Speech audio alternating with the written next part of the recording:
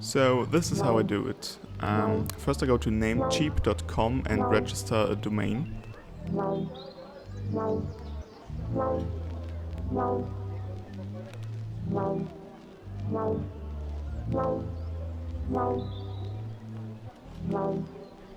Then I will rent a server at digitalocean.com, and then I have to connect the domain and the server.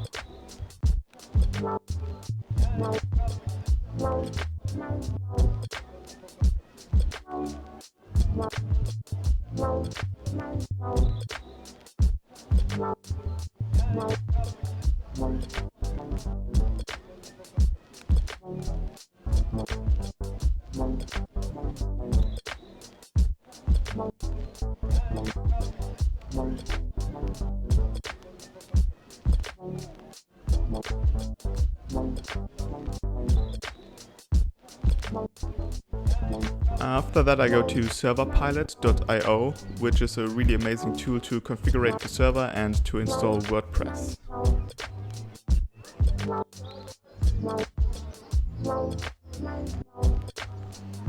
And that's it. The site is now online.